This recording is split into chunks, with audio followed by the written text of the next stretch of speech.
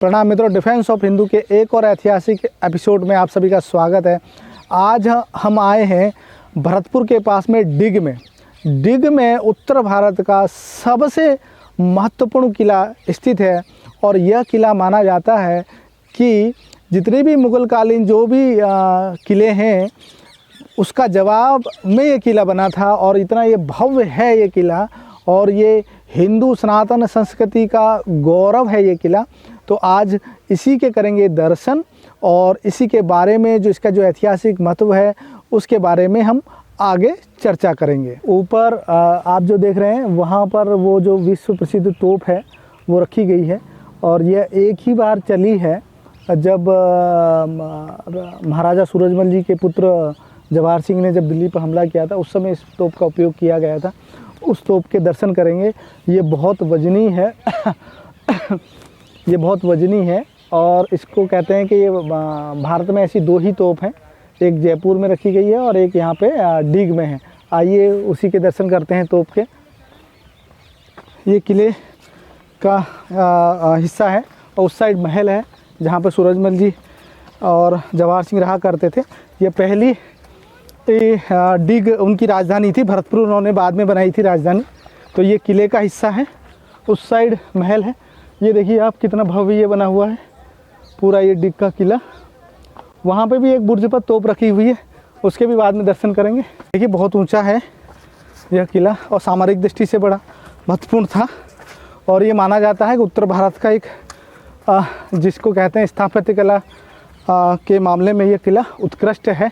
इस तरह का किला आसपास और नहीं है, और ये निर्माण शैली है। ये थोड़ा सा तोप के दर्शन करने के लिए जाते हैं ऊपर, काफ़ी ऊंचाई पर है ये।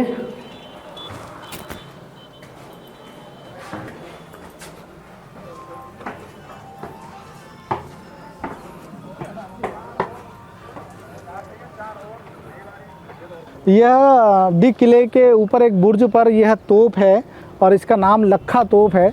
और ऐसी केवल पूरे भारत में दो ही तोप हैं, एक जयपुर के किले में है और एक ये लखा तोप यहाँ पर।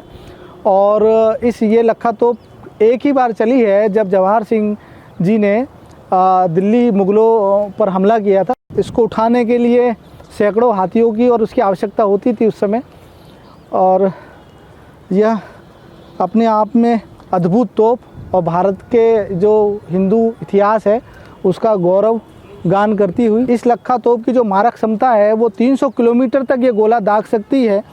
तो इससे पता चलता है कि दिल्ली भी यहीं से इसकी रेंज में आता था। 1761 में केवल एक बार यह तोप चली है, और इसने जो मुग़लों का जो अभिमान था उसको इस तोप ने चकनाचूर कर दिया था। और वहाँ पर कई जो लाल किले में जो गेट लगे हुए थे इसने ध्वस्त कर दिया था इस तोप ने। और ऐसी एक और तोप वहाँ पे भी आप देख रहे हैं, सामने जो बुर्ज है उस पे भी इसी तरह की एक और तोप है। तो ये लखा तोप का जो दिव्य दर्शन आज हम लोग कर रहे हैं। देखिए जब ये तोप चलाई जाती थी तो यहाँ से इसमें अग्नि से इस तोप को चलाया जाता था, और बाद में जब उस तोप चलाने वाला जो तोपची होते थे वो इसमें छुप जाते थे अपनी सुरक्षा के लिए।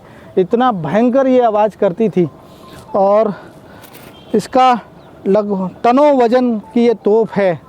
ये वैसे नॉर्मल कोई इसको हिलाना चाहे तो ये हिलेगी नहीं, इसके लिए सैकड़ों हाथियों की आवश्यकता है इस तोप को हिलाने के लिए। इतना वज़न, बिल्कुल प्योर लोहे से ये बनी हुई तोप है। देखिए 300 वर्ष पुराना, और इस पर जंग का कोई मात्र निशान भी नहीं है इस तोप के ऊपर। अब हम महल की तरफ जाएंगे और वहाँ पे आपको बताएंगे महल का जो निर्माण हुआ है उत्कृष्ट शैली में, उसके भी आप दर्शन करेंगे। आ जाइए। इधर ये पूरा डिग शहर है, और इधर है किला, और उस ओर अगर मैं आपको बताऊं तो उस ओर महल है। एक बार देखते हैं उस ओर, इसकी ओर ये देखिए, इस ओर ये पूरा महल है। कितना ये सुंदर महल दिखाई दे रहा है यहाँ से पूरा, और दो सरोवर हैं इसके। पूरा डिटेल महल के अंदर जाके देखते हैं क्या क्या है उसके अंदर, महल के अंदर। और अभी हम ये जो खड़े हुए हैं किले की इस मोटी दीवारों पर खड़े हुए हैं, और ये इतना सुरक्षित किला बनाया गया था कि किसी मुग़ल की हिम्मत नहीं थी कि इस किले की तरफ आंख उठा के देख ले। जैसा कि मैंने पहले बताया कि ये एक समय पे राजधानी थी महाराजा सूरजमल जी की। बाद में राजधानी जब महाराजा सूरजमल जी ने भरतपुर शिफ्ट की थी, लेकिन उससे पहले यही राजधानी हुआ करती थी, डिग का यह किला। देखिए मेरे पीछे एक और तोप है, और इसी तरह की जो लखा तोप हमने उधर उस साइड देखी, उसी तरह की एक और तोप है, उसके भी पास से दर्शन करते हैं। जिस समय हम लोग आए हैं यहाँ पर, ये पूरा मरम्मत का काम अभी जारी है, जो दीवारों को ठीक किया जा रहा है मरम्मत से। और इसके पूरा ये मजबूत दीवारों से घिरा हुआ ये दुर्ग है। यह डिग का किला कि जब यहाँ पर नींव रखी जा रही थी, तो ग्रामीणों का यहाँ पर कहना है कि जब जिस पंडित को इस समय बुलाया गया था मुहूर्त के समय पे, तो लगभग उसने 13 ही फावड़े मारे थे, तो किसी कारण बस बीच में उसको रोक देना पड़ा। और उसके बाद में फिर जो वहाँ पे ज्ञानी जो लोग थे जो मुहूर्त कर रहे थे, उन्होंने कहा कि ये केवल 13 वंश तक ही शासन चलेगा, और हुआ भी यही कि 13 वंश तक ही इस पर शासन चला। ये भी किले का हिस्सा है, लेकिन आजकल ये बंद कर रखा है। और ये वाला जो किले का भाग है अब बंद है, यहाँ से आगे नहीं जा सकते हैं।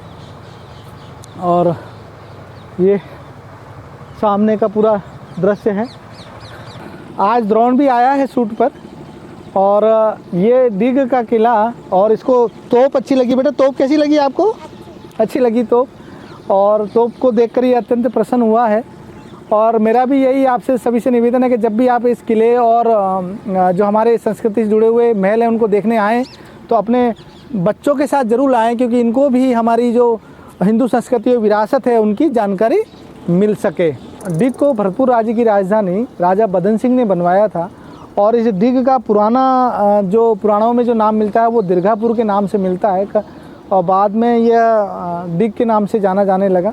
ये कई किलोमीटर में फैला हुआ यह किला है, और अत्यंत मजबूत जिसको कह सकते हैं, इस तरह का ये पूरा किला डिग का।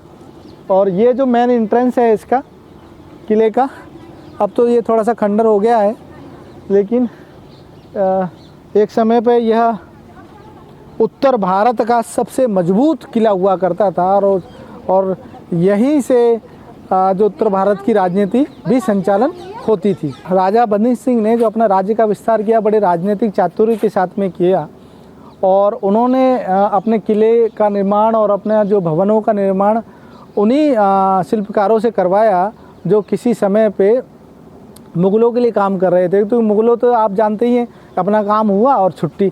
तो जो भूखे मरने को थे शिल्पकार, उनको रोज़गार भी दिया, और ऐसे ऐसे अनेक किले और महलों का निर्माण भी राजा बदन सिंह ने करवाया। अब यह इसका पार्किंग एरिया है किले का, यहाँ पे आप गाड़ी अंदर तक लेके आ सकते हैं, और यह इसका एंट्रेंस है। देख सकते हैं कि कितना विशाल है। ये लकड़ी के गेट इस पे लगे हुए हैं, और देखें तो इसको दूर से, और देखिए बिल्कुल किले के शुरू होते ही वह लाखा तोप भी वहाँ पे रखी हुई है। ये पूरा शहर के अंदर ही स्थित है जो डिग शहर है। ये देखिए कितना शानदार है। अब ये जीर्ण शीर्ण अवस्था में तो है, लेकिन देखिए मरम्मत भी साथ साथ में हो रही है किले की, लेकिन इसकी जो भव्यता है उसका देखते ही बनती है।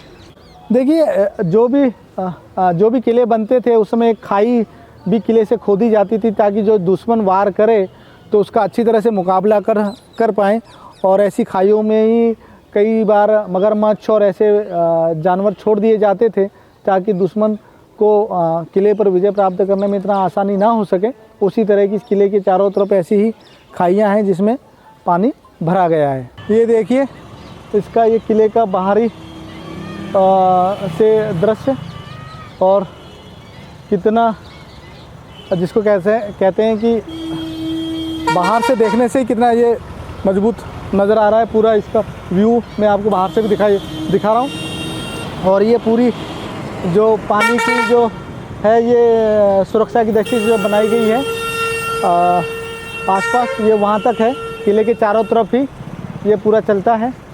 ये डिग का किला, डिग के किले की आपने वीडियो देखी। अगर ये वीडियो आपको अच्छी लगे तो कृपया करके वीडियो को अवश्य लाइक कर लें और चैनल को भी सब्सक्राइब कर लें, क्योंकि जैसा मैंने पहले भी कई बार बताया है कि हमारा काफ़ी श्रम परिश्रम इन वीडियो में लग रहा है बनाने में, लेकिन हमने दृढ़ निश्चय कर रखा है कि हम ऐसी ऐतिहासिक धरोहर जिसका संबंध हमारे हिंदू सनातन संस्कृति और सभ्यता से है, ऐसी हर एक वीडियो आपको दिखाएंगे, और जिससे कि अगली पीढ़ी को उसका भान हो सके और गौरव का वह स्वाभिमान उनमें जग सके अगली पीढ़ी में। तो हमारा सहयोग करिए और हमारी वीडियोज़ को लाइक करिए और शेयर भी करिए, और साथ साथ चैनल को भी सब्सक्राइब कर लीजिए और बेल आइकन को भी दबा लीजिए, जिससे कि हमारी नवीनतम वीडियो की जानकारी आप तक सबसे पहले पहुंच सके। प्रणाम।